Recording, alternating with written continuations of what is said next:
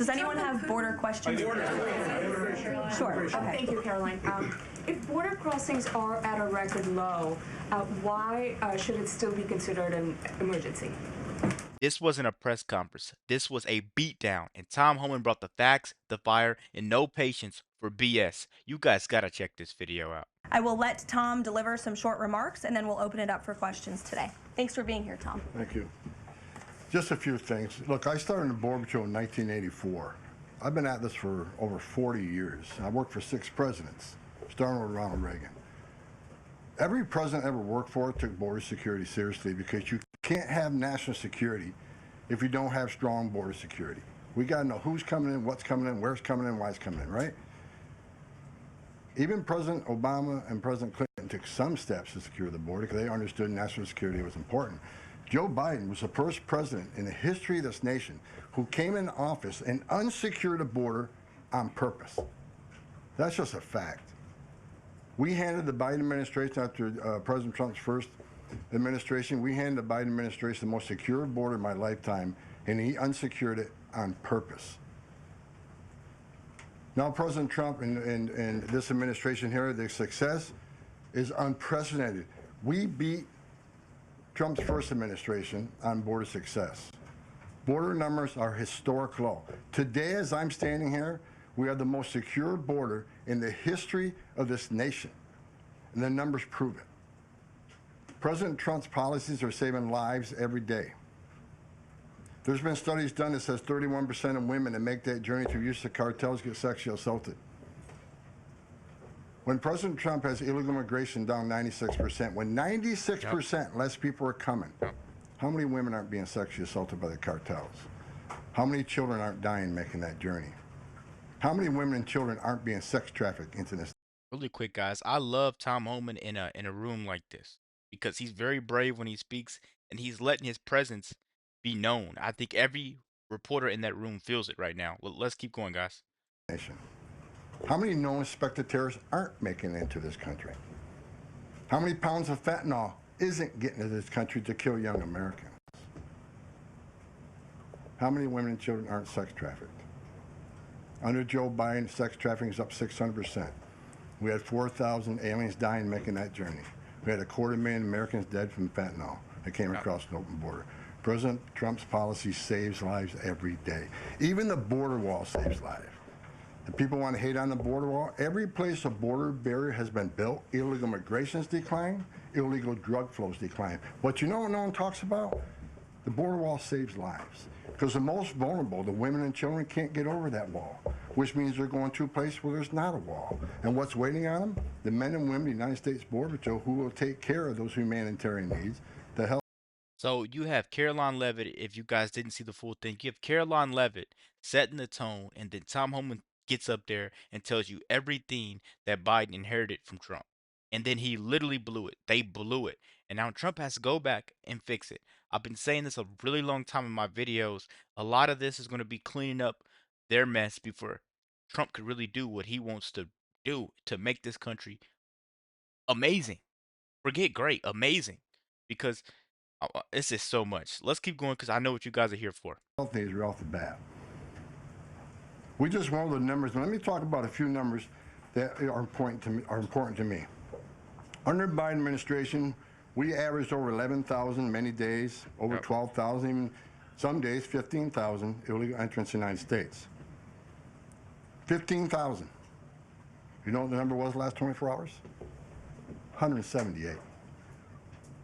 15,000 to 178. Unprecedented success. On an average day in the Biden administration, known gotaways. People we knew crossed the border because they're on video, drone traffic, or sensor traffic. Crossed the country, crossed the border, weren't apprehended, weren't fingerprinted, weren't vetted. Average day under Joe Biden, more than 1,800 gotaways.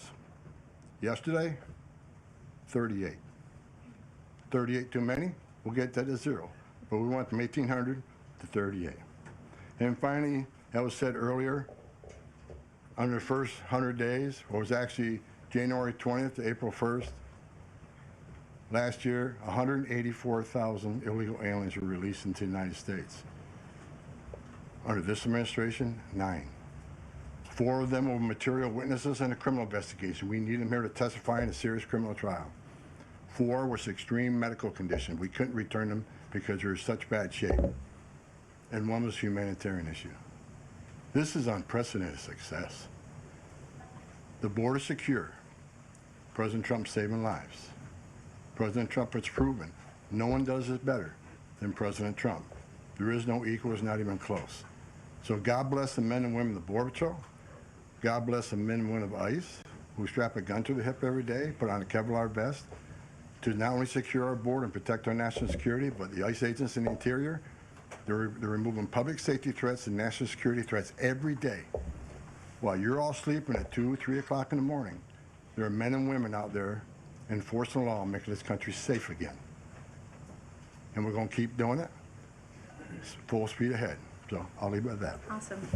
Thank you, Tom, and thanks for all your great efforts. We do want to open it up to questions. If you have border-related questions for Mr. Homan, and I'm also happy to take any non-border-related questions. I'm happy to take border questions too, but Tom is here offering his time, so we encourage you to ask him questions. We'll start with our new media seat today. As always, Rogan O'Hanley, former Hollywood entertainment lawyer, I didn't know that, Rogan, who got fed up with the far-left ideologies of California and now posts conservative political commentary online for his more than 7 million followers across all major platforms. He joins us today from the great state of Florida. Why don't you kick us off today, Rogan?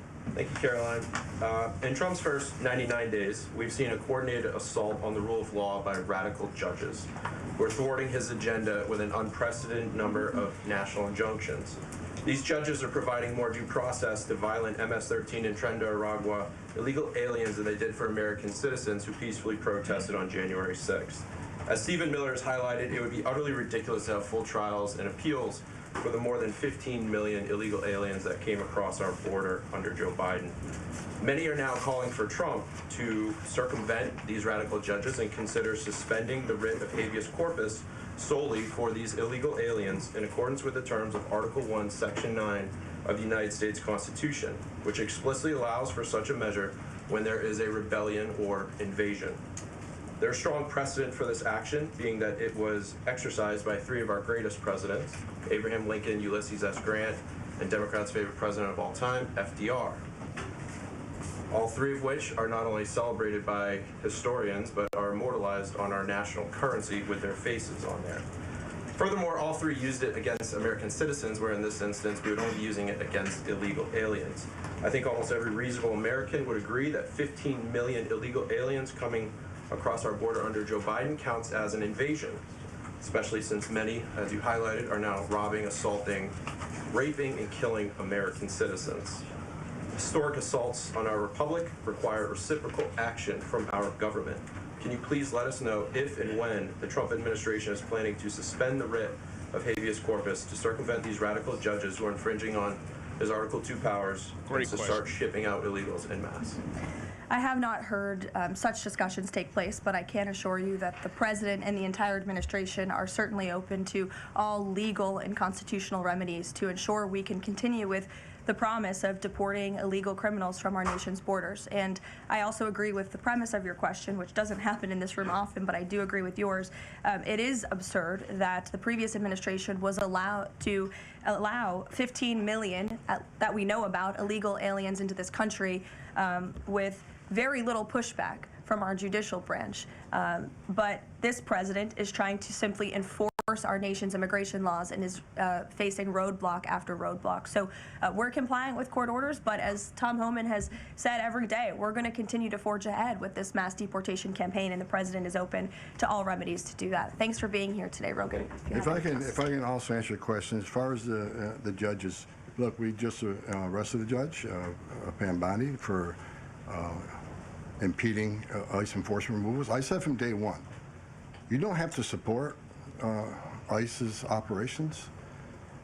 You can support sanctuary cities if that's what you desire to do. Sanctuary cities can stand aside and watch ICE keep their communities safe, because any public official, whether you're mayor, city councilman, or governor, their number one responsibility is protection of communities.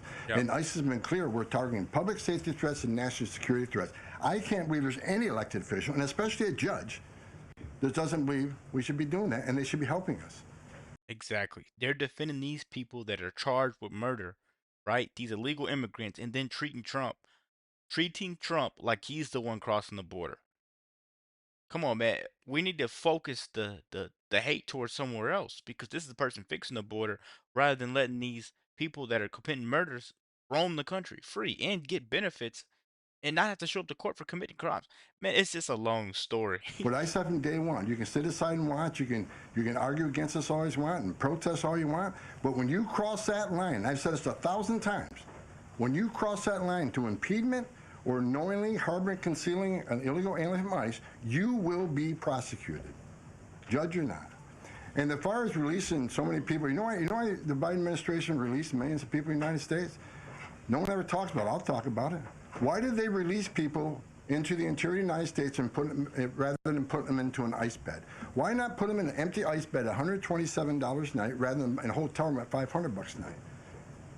They did it on purpose. Because when you put them in an ice detention bed, they get a hearing in 35 days. Court records show 9 out of 10 people claim asylum, get order removal, they're gone. But if you release them and put them in a hotel room at $500 a night, their hearings can be 5, 7, 9 years if you pull out all appeals. And what are they hoping for then? That another Democrat administration is in power. They can award an amnesty to millions. This is about selling this country off for future political power. That's what it was. The law clearly says if you arrive at our border without proper documentation, you shall be detained. Not maybe, not think about it, shall. And that's what President Trump's doing. Catch and release is over. That's what the law says, and that's what we've done. Harry. A question on Abrego Garcia, if I can. The president recently said when it comes to facilitating his release, he's leaving that up to his lawyers. So just to be clear, have there been any negotiations between the U.S. and El Salvador over his release or facilitating his release? I will tell you what the president of El Salvador told all of you in the Oval Office. El Salvador does not intend to smuggle a designated foreign terrorist back into the United States. He is an El Salvadorian national. That is his home country. That is where he belongs. And the administration intends to comply with what President Bukele said of El Salvador. He does not intend to send that individual back. So that's a no. There's been no talks. What I have told you is that the president of El Salvador has made this quite clear. Does anyone have border questions? Sure. Okay. Thank you, Caroline. If border crossings are at a record low, why should it still be considered an emergency?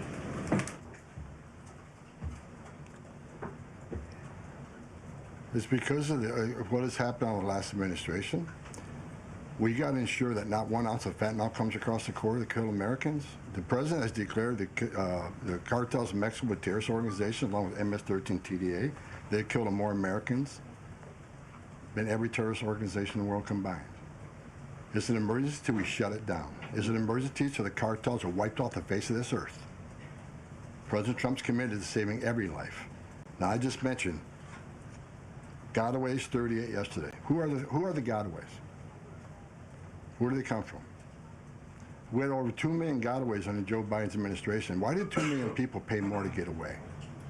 Under the Biden administration, you pay a cartel this amount of money to cross the border. Cartel's job ends at the border. Just turn yourself in a green uniform. Get released in 24 hours. Get a free airline ticket to the city of your choice. Get a free hotel room. Get 3 meals a day. Get free medical care. Get work authorization in 90 to 120 days, which is the real reason they came here. Why did 2 million people pay more to get away? Because they didn't want to be vetted. They didn't want to be fingerprinted. We've arrested over 400 people on the terrorist watch list coming across the. So guys, the people that are actually committing crimes get all the sympathy. But the people that are against it and that want to help you, they get dragged in the press and they have to answer questions like this. Border in 4 years.